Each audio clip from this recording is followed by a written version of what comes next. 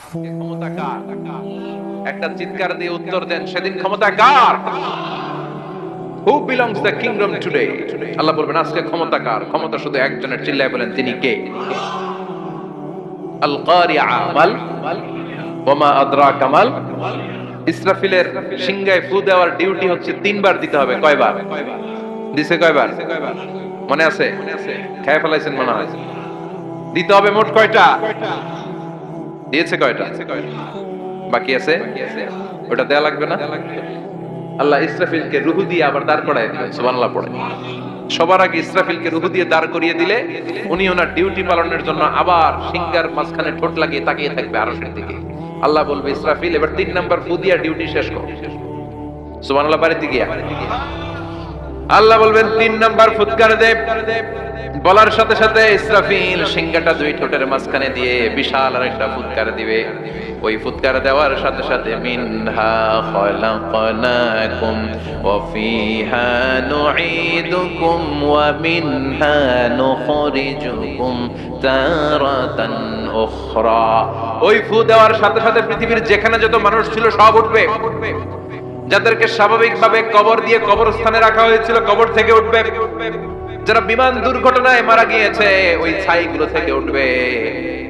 যারা সাগরের মধ্যে মারা গিয়েছে সেখান থেকে উঠবে।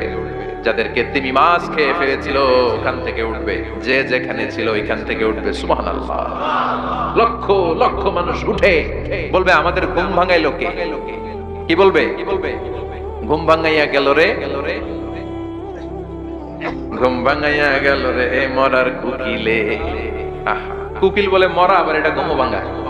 কত বড় টাকা! ওরা বলবে আমাদের ঘুম ভাঙালো কে?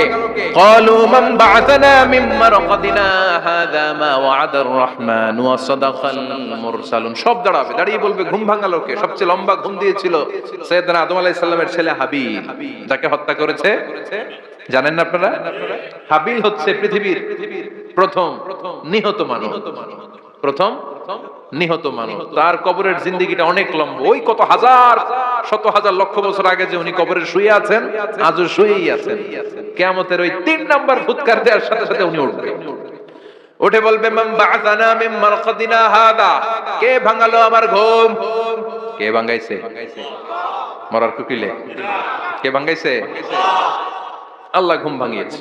ফেরেশতারা বলবে হাযা মা ওয়া'আদার রহমান। আজকে হলো ওই দিন যে দিনের প্রতিশ্রুতি রহমান দিয়েছিল, আল্লাহ দিয়েছিল। এই দিনের প্রতিশ্রুতি আর নবীরা এই দিনের কথা বর্ণনা করেছে। আজকে হবে আসল দিন, ফাইনাল খেলার দিন। কোন খেলা? ওই দিন হবে ফাইনাল খেলা। কি খেলা? ফেরেশতারা বলবে দুনিয়ার বুকে যেই বিচারগুলো পাও নাই আজকে এই বিচারগুলো করে ছাড়বে কে? যেই ধর্ষণের বিচার বাংলার জমিনে হয় নাই, ওই ধর্ষণের বিচার ওই দিন আছে না নাই?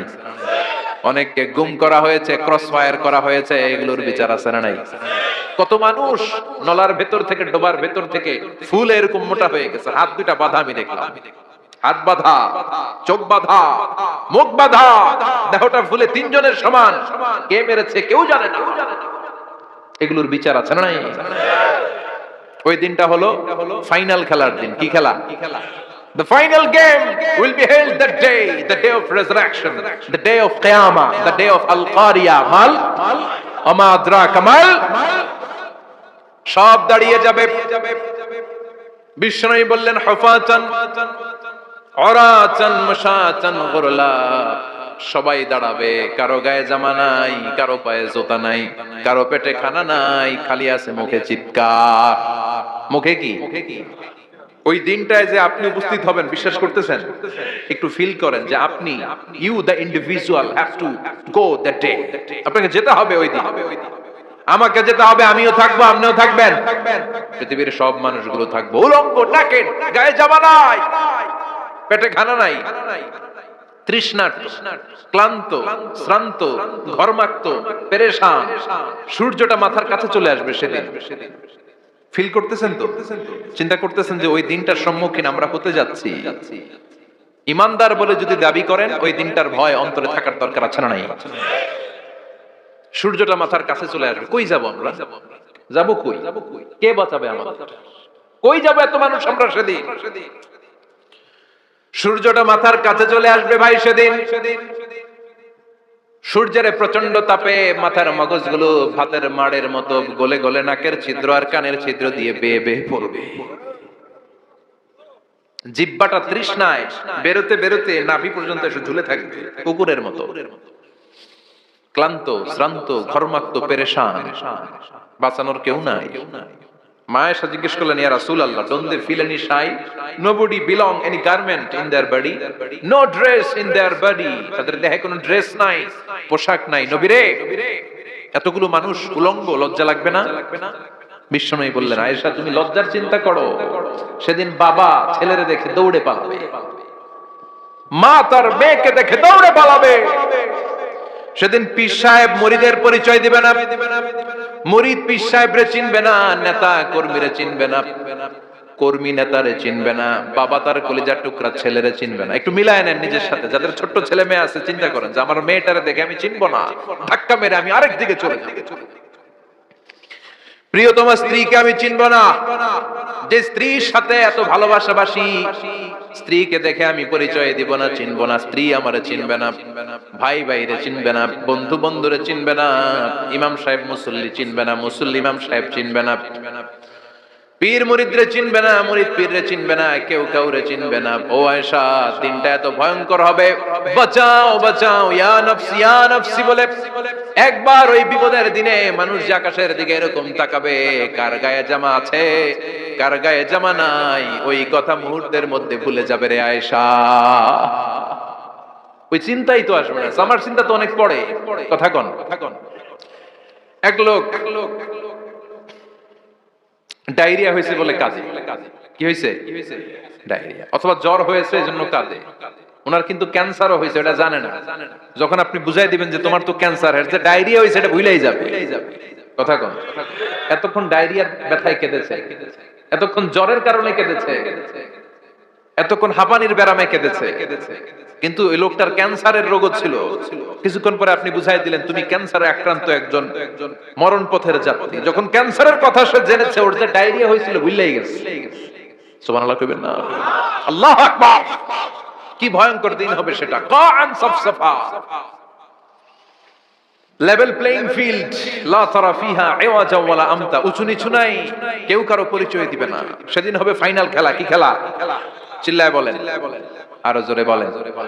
ফাইনাল খেলা। ওই ফাইনাল খেলার বর্ণনা আল্লাহ কিভাবে দিচ্ছে শুনুন। আল্লাহ বলছেন, ফাআম্মা মান সাকুলাত মাওয়াজিনুহু ফাহুয়া ফি ঈশাতির রাদিয়া ওয়া আম্মা মান খাফফাত মাওয়াজিনুহু ফাউম্মুহু হাওিয়া ওয়া মা আদরাকা মা হিয়া নারুন হামিয়া। পড়েন আল্লাহু আকবার।